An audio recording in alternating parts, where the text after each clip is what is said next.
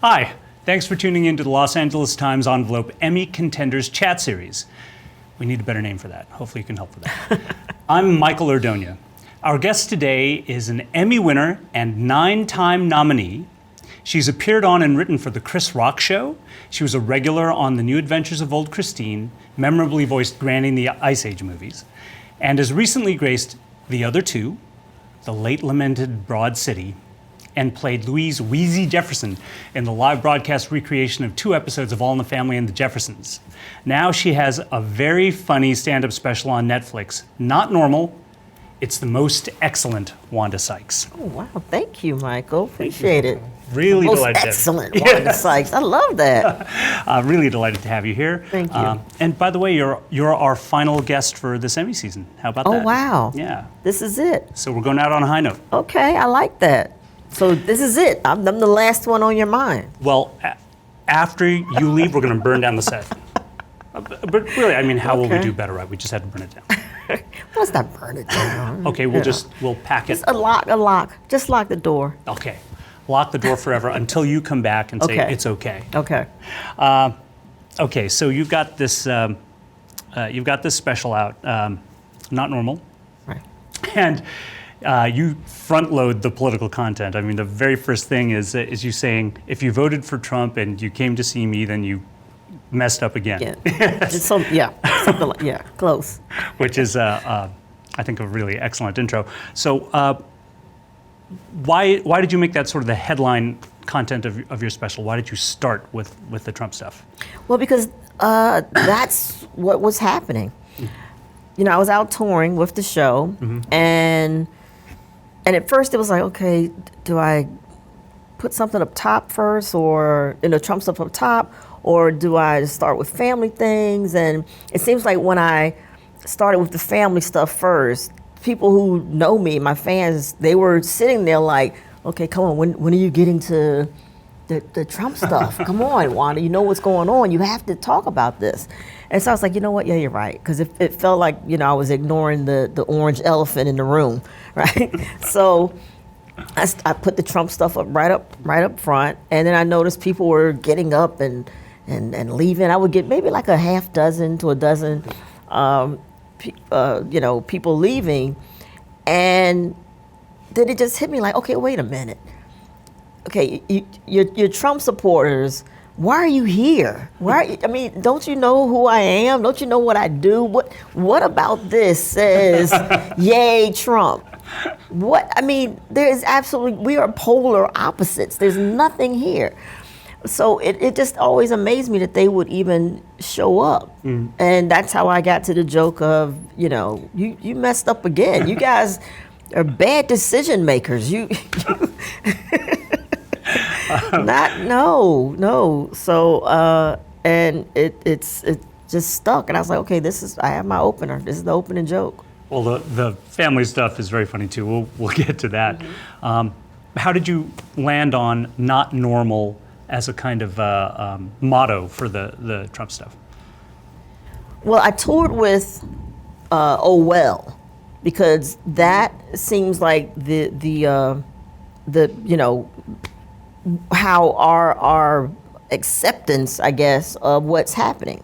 It's like we would hear something crazy and, well, porn stars or whatever, and everybody's like, well, no, oh well, it just let's see what happens tomorrow. And then for the special, I said, okay, wait a minute, all of this is just not normal. But it seems like we've accepted it as, well, this is, par for the course. This is how we're doing it. And I'm not accepting it. I'm like, no, come on, guys, we're better than this. And let's stop pretending. It's like we've gotten complacent. And it's like, well, we'll just wait till 2020, see what happens then. I was like, no, we're in an awful situation right now. Yeah, that sounds like sort of Not Normal sounds like a healthy response to Oh Well. Yes. Yeah, absolutely. Yeah. It is a little distressing to say, well, this norm has been shattered, but, it goes with the other norms that have been shattered. Isn't that scary, though? That's terrifying, because now it's so he can break the law too. And that's like not normal. That's, what's happening with our democracy. Well, that's the next special. Yeah, live from Russia. I wanted to say you do some physical stuff to approximate the president, especially with his hands and his arms and the frown. That is some of the best physical approximation of Trump I've seen. I think, like Alec Baldwin has become famous for his, and his is like a Grand Guignol version. It's like one of those, those British puppets. I forget. You know the ones I'm talking about. Yeah, I know what you're talking about. So it's this really large exaggeration. Yours is the guy. Ooh. I mean, we could put you in the appropriate orange makeup and, like a dead weasel on your head or something. And you got to, if you haven't seen the special yet, check out what she looks like when you do that. I don't know if that's a good thing for you to hear. Well, I guess as a performer, it's a good thing to hear, but as a person, it's pretty scary to hear that I could actually, pull it off. Yeah. But the man can't stand still. Yeah, it's weird. He can't, and who leaves their hands like that? It's just weird. Everything about him is just bizarre. Seeing you do that and doing the bit about the mall cop on the Segway, makes me want to see you do more physical comedy. I mean, you're in a million different things, but you're hired really so they can hear you talk. Right, run my yap. Yeah.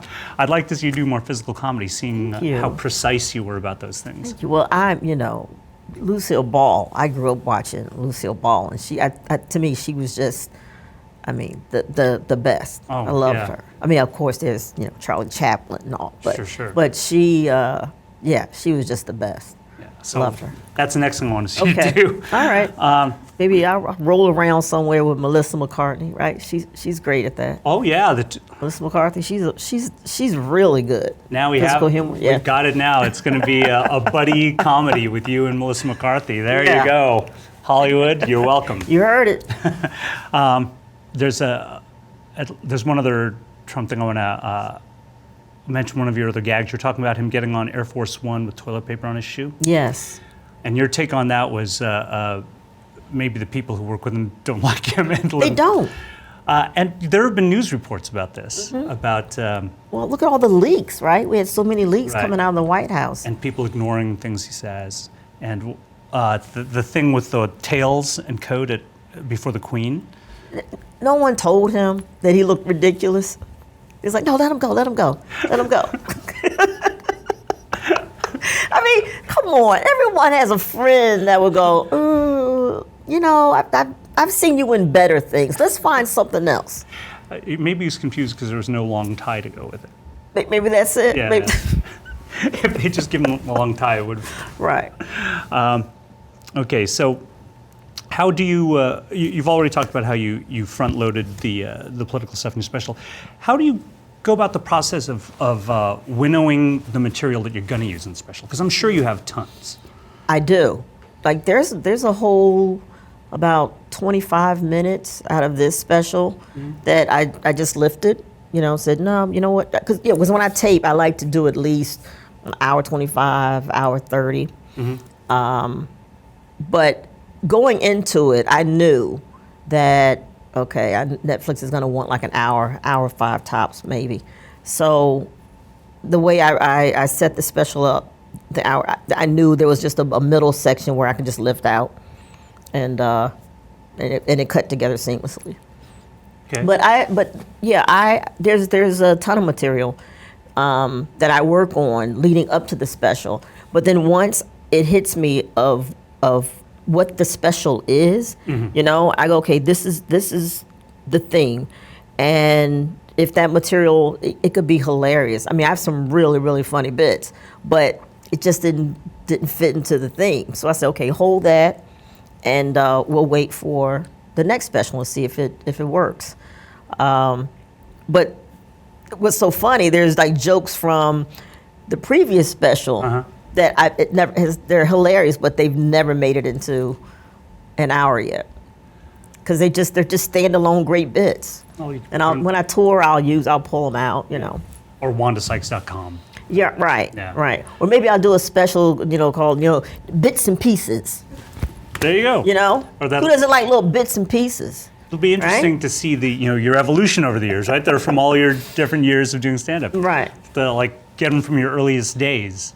That Could be funny, Yeah. yeah. Or it could be the end of my career, because, when you first start out, maybe not that funny.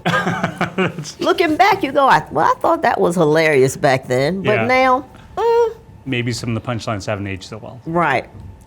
It'd still be interesting if you could find ones that aren't embarrassing. I mean, it's kind of like pulling out your yearbook pictures, right? True, yeah. Oof.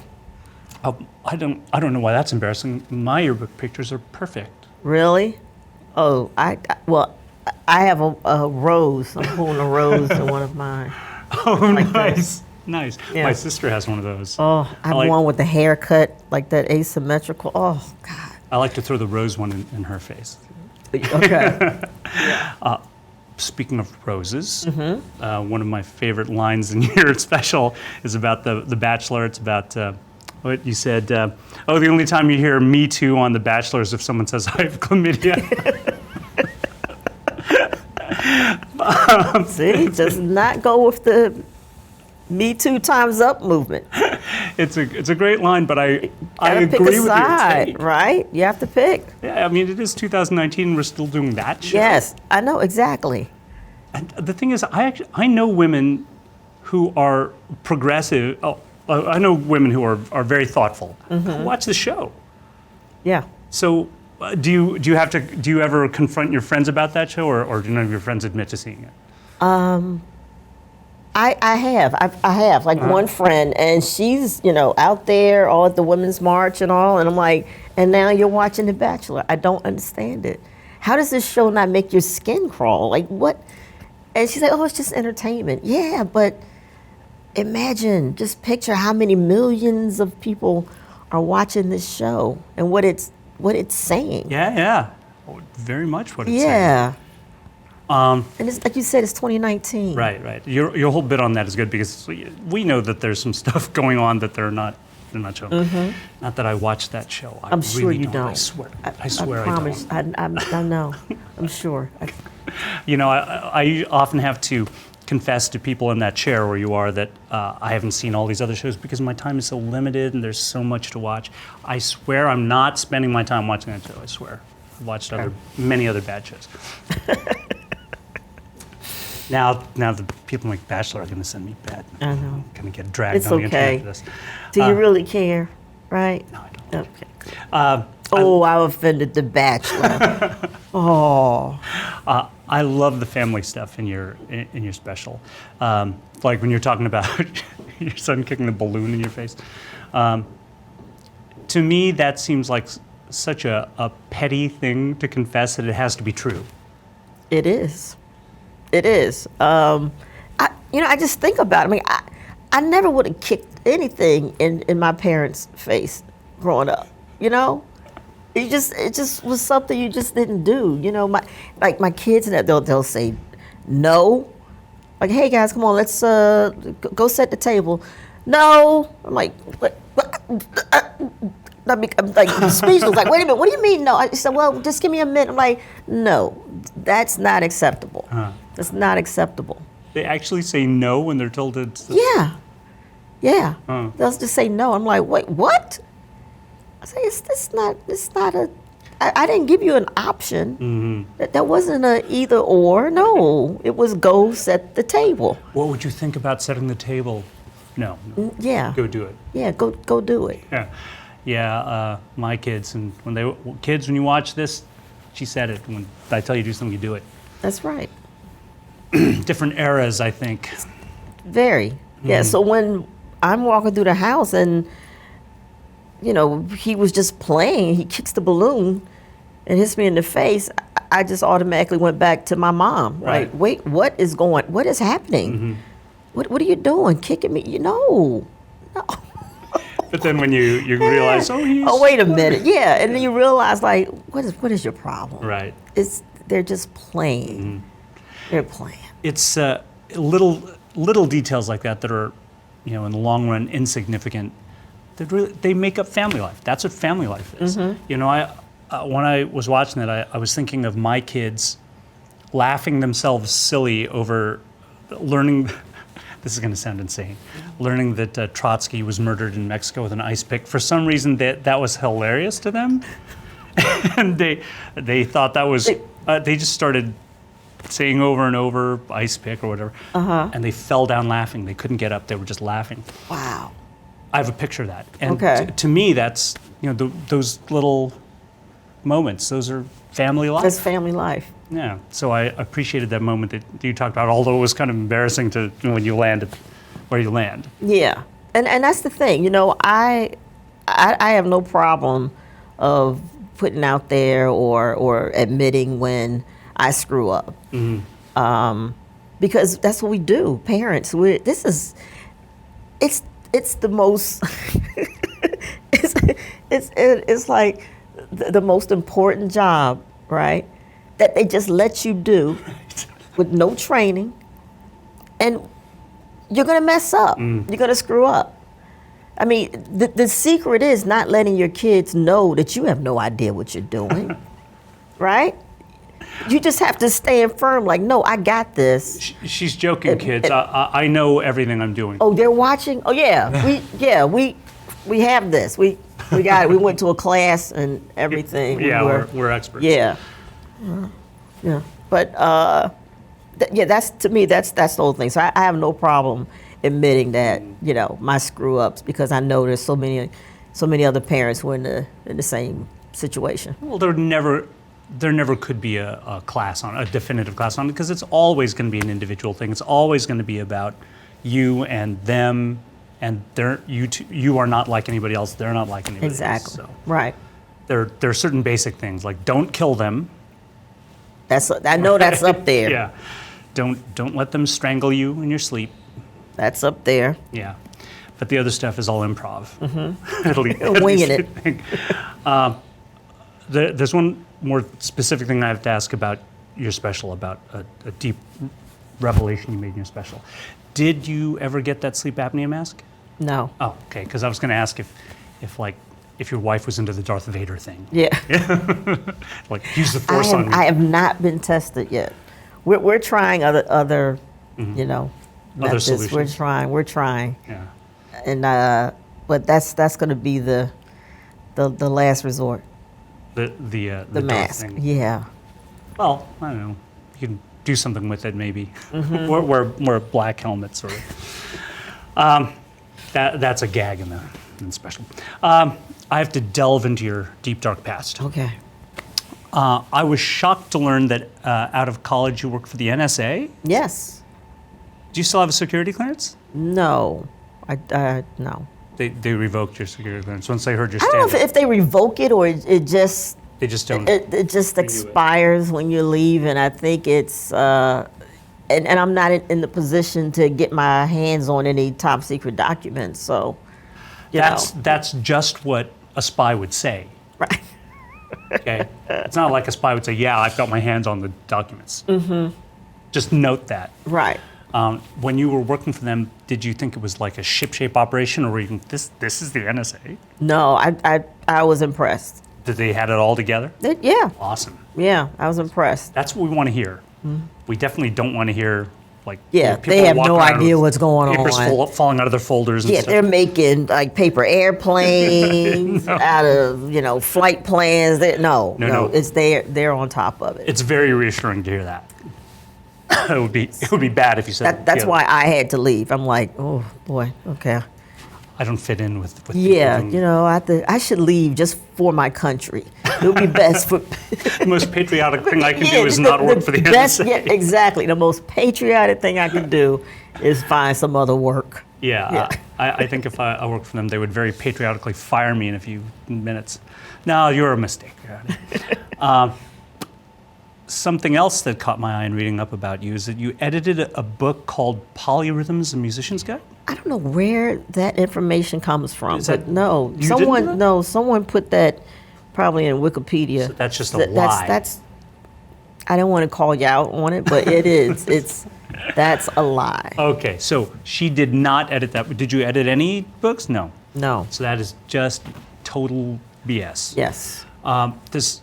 So I was going to ask if you were conversant in music theory, but I guess you're not. I played drums. I was in the percussion section all through, like, junior high, high school. I started playing drums in 3rd grade, but that's about it. Okay, fair enough. Yeah. So to hell with you, whoever wrote that about Wanda Sykes. It's not true. Okay, I wanted to talk briefly about Inside the NFL, because as I told you, that's where I first became aware of you. Love your stuff on there. Thank you. You're still a football fan? I gave it up. Why did you give it up? Kaepernick. I was going to say my feelings have really changed because of Kaepernick and because of CTE. Yes. Not because both. I got CTE, but well, both. Yeah. Yeah. I mean, I had concerns before with the concussion protocol and all, and also now I have a son. I have kids. So and watching the injuries and then the suicides from former players. Yeah. I just didn't feel good about watching it. And then when the whole Colin Kaepernick, protest and then Trump chimes in, calls them SOBs, and the way the league handled it, it just turned me off.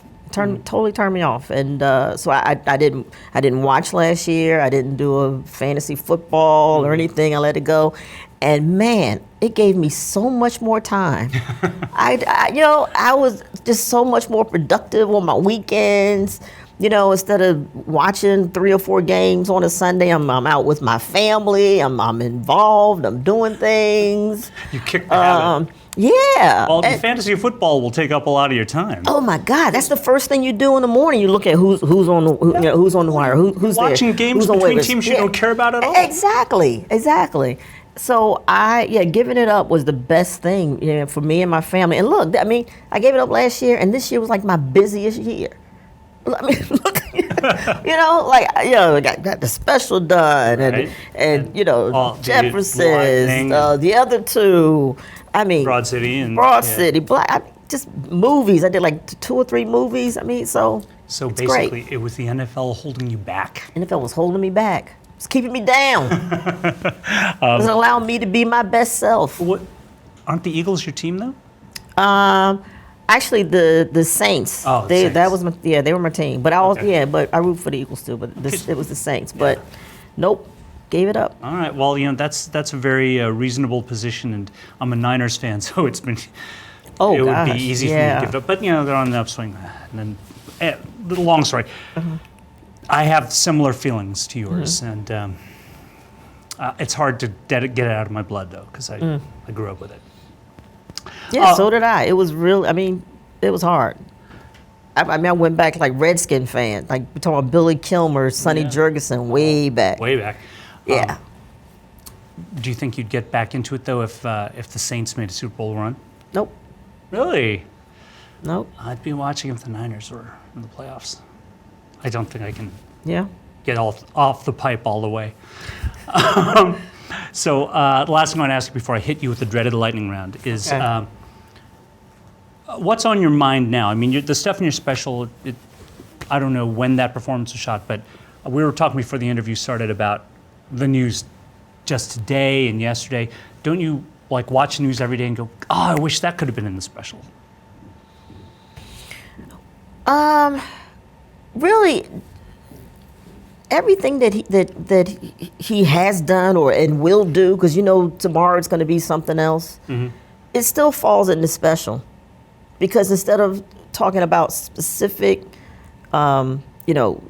events about him, except for the toilet paper on the shoe, that still represents that people around him don't like him. Nobody's looking out for him because they don't like him. He's turned everybody against him.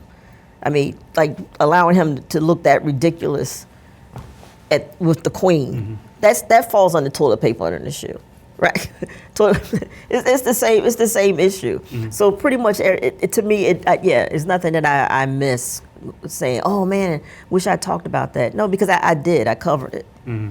And besides, if there's anything specific, you can get in the next special. There you go. Yeah. That too. Well, hopefully, that situation will be resolved and gone away and behind bars somewhere. Then I can talk about that. That'd be fun. Well, I remember early on in Trump's presidency, people like Stephen Colbert responding with indignation. People would say, "Yeah, but aren't you glad that you're going to get so much material?"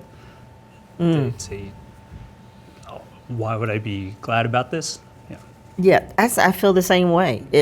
Aren't you? But look how all this great material you're getting. I'm like, no, I'd rather have my country intact. I'd rather have that. Yeah. We can always find something to joke about. Yeah. Right? There's never a shortage of that. Especially if you just look at Washington, there's never a shortage of ridiculous things that you can simply report and they're funny. Anyway, you've answered all of those very difficult questions, but here come the most difficult questions of all, the lightning round. Okay. These are questions we ask of everybody who sits in that chair, and if you would be so kind as to deliver your answers to camera 3, we will cut them together with others. Okay. So, what is the last show you binge watched? Last show I binge watched was When They See Us. The Ava DuVernay. Yes, the Ava DuVernay Netflix series. I mean, I was only 4, so does that count as binge? It counts if you sat down and watched the whole thing. Okay, yes. So what was your response to it? Powerful, gut-wrenching, and I mean, it really made me just really sad because it's still happening. Yeah. What classic TV show do you wish you could have been on, and you can't say The Jeffersons? Classic TV show. I would say Sanford and Son. Laying the groundwork. There you go. Jimmy Wink, Kimmel wink. listening. Why would you pick Sanford and Son, apart from the theme? Aunt Esther. The Fred and Aunt Esther relationship. Yeah. I would have so much fun with that. Yeah, that would be Yes. I'd enjoy. You just walk in with a bag of jokes. That's it. I would enjoy seeing you in that role. What is the worst? Oh, wait a minute. I'll take it back. Also, is The Wire, would you call that classic? Yeah, heck yeah. Okay, scratch that. The Wire. What would you be on The Wire? Oh, man. You could write On yourself The Wire. On The Wire, I think I would want to be, I'd be a detective. I wouldn't mind being a detective. Okay. Yeah. I could see have some. Yeah, I would have some fun. You would be surprised how many people have brought up The Wire when we've talked about this. The best.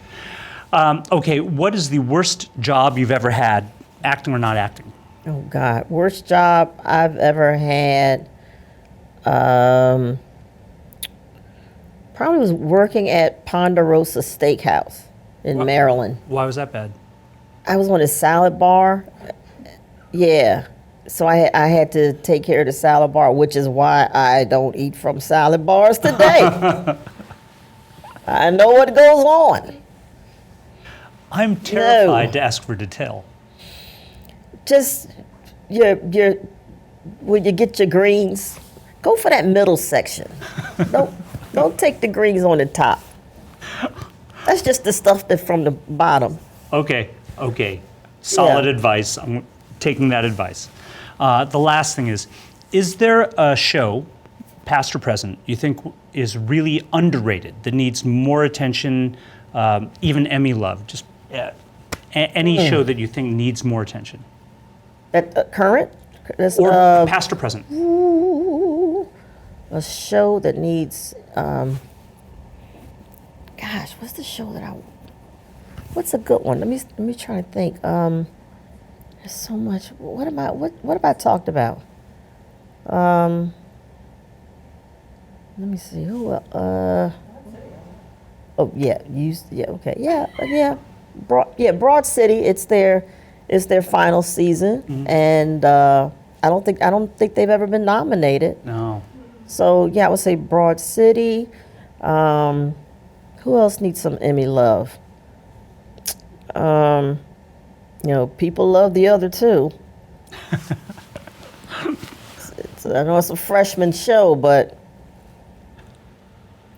that's good. And what's another good one? What have I watched? And I was like, man, that was so. What? You really say 90 Day Fiance? Is that a thing? Yeah. 90 Day Fiance? Oh my God, TLC has a whole the entire network. So this is like a reality show where Yes. they. International. But how do they assign you somebody to marry in 3 months? But I think yeah. submit to do it. Oh, okay. I thought this was like another Bachelor deal. For worst train wreck. This was up against the Bachelor. So 90 Day Fiance is like. I didn't say that. That's not her fault. I didn't say that. I didn't say 90 Day Fiance. I'm trying to think. God, what's a show that it's something I did just watch, and I'm like, oh my God, it was so good. Like Christina Applegate show? Dead to Me?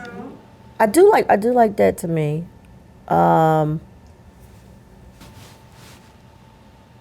I stink at this. It's a show I just watched, and I was like, man, what did I just? I don't know what you just on Netflix.